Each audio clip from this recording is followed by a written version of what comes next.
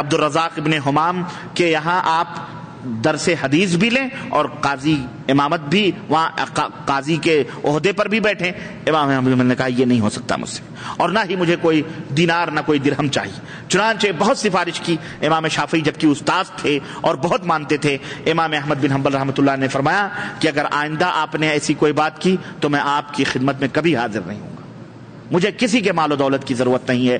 بڑے بڑے بادشاہ، بڑے بڑے خلفاء، اس کے بعد واسق کے بعد جس کا دور آیا متوکل کا، تو اس نے کیا کیا؟ اس نے یہ تمام سب مشقتیں ختم کر دیں، یہ عذاب دینا شروع کر دیا، چھوڑ دیا، اور احمد بن حنبل رحمۃ اللہ علیہ کی عزت کرنا شروع کی. جو اس کے بعد اس کا بیٹا یا اس کا بھائی تھا متوکل، جب وہ آیا اور ہیرے جواہر لا کر کے حضرت احمد بن حنبل رحمۃ اللہ علیہ کے قدموں میں ڈال دیے، احمد بن حنبل نے کہا مجھے اس کی کوئی ضرورت نہیں، میں پہلے جیسا تھا میں ویسے. غرض اس طرح سے میرے عزیزو ان کے واقعات، ان کے اپنے ان کی جو اپنی تاریخ اور ان کا جو علم اور ان کی جو سیرت ہے، اللہ اکبر. چنانچہ حضرت احمد بن سعید الرازی، امام احمد کا علم کیا تھا، ذرا ان کے زمانے کے استاذ اور ان کے دور کے جو محدثین ہیں ان کی باتیں سنو، وہ کیا کہتے ہیں.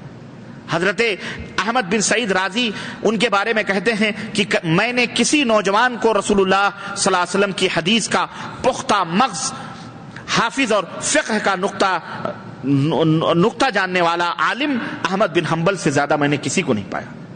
حضرت امام شافعی جبکہ استاد ہیں امام احمد بن حنبل رحمۃ اللہ علیہ کے، وہ کہتے ہیں کہ صحیح حدیثوں کے اے احمد بن حنبل، صحیح حدیثوں کے تم ہم سے زیادہ جانکار ہو، صحیح حدیثوں کے تم ہم سے زیادہ جانکار ہو. جب تم تک کوئی صحیح حدیث پہنچ جائے تو مجھے بھی بتا دیا کرو. اپنے شاگرد سے کہہ رہے جب تم تک کوئی صحیح حدیث پہنچ جایا کرے تو مجھ تک بھی وہ حدیث پہنچا دیا کرو، چاہے وہ حدیث شامی ہو یا مصری ہو. حضرت امام مزنی کہتے ہیں کہ امام شافعی نے ایک دفعہ فرمایا کہ دنیا کے 3 عجائب ہیں، 3 چیزیں ہیں جو بڑی عجیب و غریب ہیں. ایک شخص عرب ہے لیکن عربی کا ایک کلمہ بھی صحیح نہیں بول سکتا، اور وہ ہے ابو ثور. اور دوسرا آدمی عجم کا ہے لیکن عربی کا ایک جملہ بھی غلط نہیں بول سکتا، وہ ہے حسن زعفرانی. اور تیسرا آدمی ایک نوعمر لڑکا ہے لیکن جب کوئی بات کہتا ہے تو وقت کے بڑے بڑے لوگ اس کے باتوں کو اچکتے ہیں اور اس کے باتوں کی سچائی بیان کرتے ہیں، اور وہ نوجوان لڑکا ہے احمد ابن حنبل. میرے عزیز، میرے دوست، اس طرح سے امام احمد بن حنبل رحمۃ اللہ علیہ بہت ذی علم، اور آج ان کے نام کی یہ فقہ جو چل رہی ہے، بہرحال ائمہ کرام رحمہم اللہ کی یہ خدمات ہیں.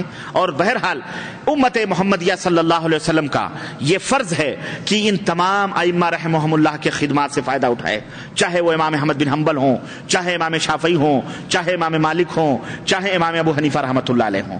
انہوں نے ہرگز یہ حکم نہیں دیا ہے کہ تم ہمارے نام کے مذہب بناؤ، تم حنبلی بنو، تم شافعی بنو، تم مالکی بنو، تم حنفی بنو.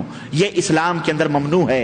نہ اللہ نے فرمایا ہے جو تفرقے بازیاں پیدا ہو گئی ہیں اللہ ان کو ختم فرمائے، اور ہم سب کو کے اندر اتحاد و اتفاق عطا فرمائے، اور ہم سب کو ایک پلیٹ فارم پہ جینے رہنے اور کی توفیق عطا فرمائے، اور ہم سب کو اللہ تبارک تعالی جنت الفردوس میں جگہ عطا فرمائے. آمین یا رب العالمین. وصلی اللہ علی نبینا محمد وعلی آلہ وصحبہ اجمعین. والسلام علیکم ورحمۃ اللہ وبرکاتہ. اگر کوئی سوال ہے تو آپ کر سکتے ہیں.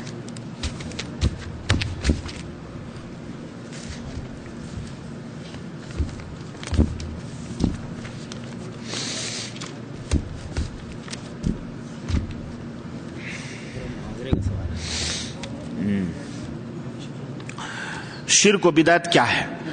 میرے بھائی، شرک اللہ تبارک و تعالیٰ کی ذات اور اللہ تبارک و تعالیٰ کے جو صفات ہیں، مثلا اللہ حی لا یموت ہے، اللہ عالم الغیب والشہادہ ہے، اللہ ہمارے تمہارے دلوں کی بھیدوں کو جانتا ہے، اللہ کائنات میں جو چاہتا ہے جب چاہتا ہے جیسے چاہتا ہے کرتا ہے، اللہ جس کو چاہتا ہے مارتا جلاتا ہے، جس کو چاہتا ہے بیٹا بیٹی دیتا ہے. یہ تمام سب چیزیں، اسی طرح سے سجدہ، رکوع، تمام سب جو عبادات ہیں یہ صرف اللہ کے لیے خاص ہیں. ان میں کسی مخلوق کو شریک کرنا، ساجیدار بنانا، یہ شرک ہے. بھلے وہ شخص اللہ کے برابر اسے نہ مانتا ہو، لیکن اگر کہتا ہے کہ فلانے بھی بیٹا دیتے ہیں، فلانے بھی دلوں کے بھیدوں کو جانتے ہیں، فلانے بھی مرنے کے بعد زندہ ہیں، تو یہ تمام، اور ان کے پاس جاؤ تو سب کچھ سنتے ہیں، جانتے ہیں، سب کچھ پہچانتے ہیں، یہ تمام سب اللہ تعالیٰ کے صفات میں شریک کرنا ہے، اور یہ شرک ہے۔ اور بدعت نبی کریم صلی اللہ علیہ وسلم کی سنت کے جو خلاف ہے وہ بدعت ہے۔ مثلا بدعت ہر اس کام کو کہتے ہیں جو دین سمجھ کر اللہ کا قرب حاصل کرنے کے لیے ثواب کی نیت سے کیا جائے، وہ بدعت ہے۔ دین سمجھ کر اللہ کا قرب حاصل کرنے کے لیے، اللہ کی نزدیکی پانے کے لیے ثواب سمجھ کر کے کیا جائے، اسے کیا کہتے ہیں؟ بدعت کہتے ہیں۔ سمجھ رہے؟ یہ ہے بدعت کی تعریف۔ اور کوئی سوال، کوئی مسئلہ آپ لوگوں کو؟ یہ محاضرہ آپ لوگوں کی سمجھ میں آیا کہ نہیں آیا؟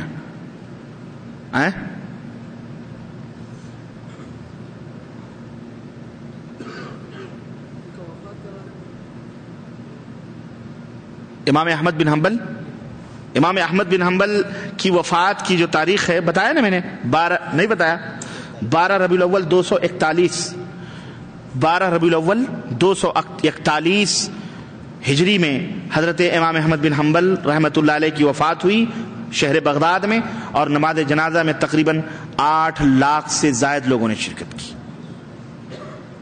8 لاکھ سے زائد لوگ نماز جنازہ میں شریک تھے۔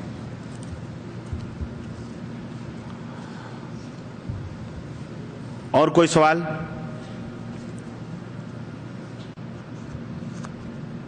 وصلی اللہ علی نبینا محمد وعلی آلہ وصحبہ اجمعین۔ السلام علیکم ورحمۃ اللہ وبرکاتہ۔ بس